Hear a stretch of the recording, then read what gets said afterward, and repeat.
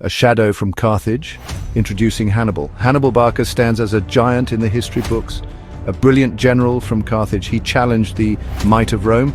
He nearly brought the Roman Republic to its knees. His name echoed through the ages, a testament to his military genius.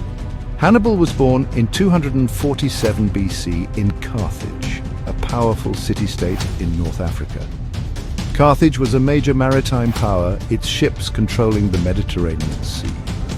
Rome, on the other hand, was a rising power on the Italian peninsula. Hannibal's daring invasion of Italy, crossing the Alps with elephants, shocked the Roman world. His military victories, especially the Battle of Cannae, showcased his tactical brilliance and made him a legend. Hannibal's life was shaped by conflict. His father, Hamilcar Barca, was a Carthaginian general. He instilled in young Hannibal a hatred for Rome. This hatred would become a driving force in Hannibal's life. At the young age of 9, Hannibal swore an oath to his father. He pledged to be a lifelong enemy of Rome. Hannibal's education was tailored for a life of war. He learned strategy, tactics, and leadership. He trained with the Carthaginian army, becoming a skilled horseman and swordsman. As a young man, Hannibal proved himself on the battlefield. His victories in Iberia further fueled his ambition and his desire to confront Rome directly. Hannibal was a master of war. He was a gifted tactician, a skilled strategist, and an inspirational leader. He understood the importance of terrain, timing, and deception. His strategies were innovative and daring.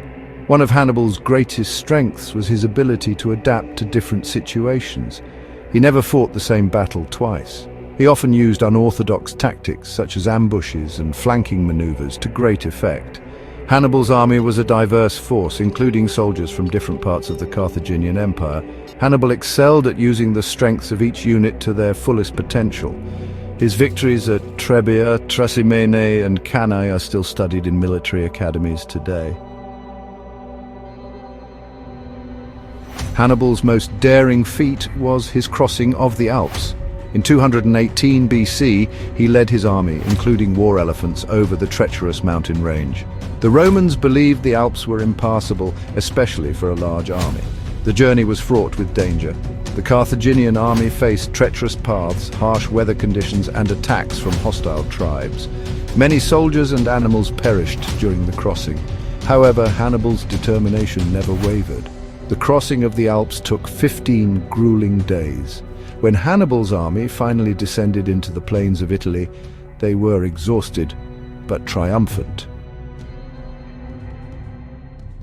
The Battle of Cannae, fought in 216 BC, was Hannibal's greatest victory. It was a masterpiece of military tactics.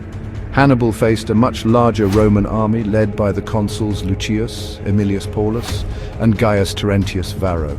Hannibal deliberately deployed his army in a concave formation, with his weakest troops in the center and his strongest on the flanks. The Romans, eager for battle, charged into the center of Hannibal's line. As the Roman legions pushed forward, Hannibal's center gradually gave way. Hannibal's cavalry, positioned on the flanks, outmaneuvered and routed the Roman cavalry. With the Roman cavalry broken, Hannibal's flanking forces swung inward, trapping the Roman legions in a deadly encirclement. The Carthaginian infantry, now attacking from all sides, unleashed a furious assault. The Battle of Cannae was a crushing defeat for Rome. Despite Hannibal's string of victories, he was unable to deliver a decisive blow to Rome. The Roman Republic, though shaken, was far from defeated. Rome's resilience, its vast resources, and its determined leadership would eventually turn the tide of the war. While Hannibal ravaged Italy, the Romans adopted a new strategy. They avoided direct confrontations with Hannibal's main army. Instead, they focused on retaking lost territories and engaging Carthaginian forces elsewhere.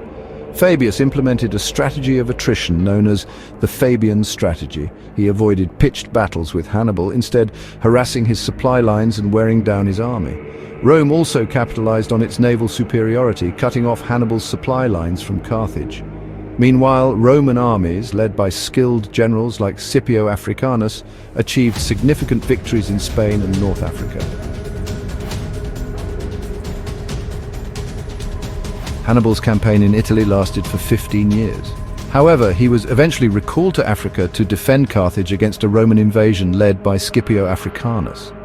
At the Battle of Zama in 202 BC, Hannibal's forces were defeated, marking the end of the Second Punic War and Carthage's dominance in the Western Mediterranean. Despite his defeat at Zama, Hannibal's legacy as a military genius remained intact. His innovative tactics, his strategic brilliance, and his daring leadership continued to be studied and admired by military leaders for centuries to come. Hannibal's impact on military thinking is undeniable. He is credited with pioneering several military tactics, including the use of the strategic reserve, the encirclement maneuver, and the exploitation of terrain.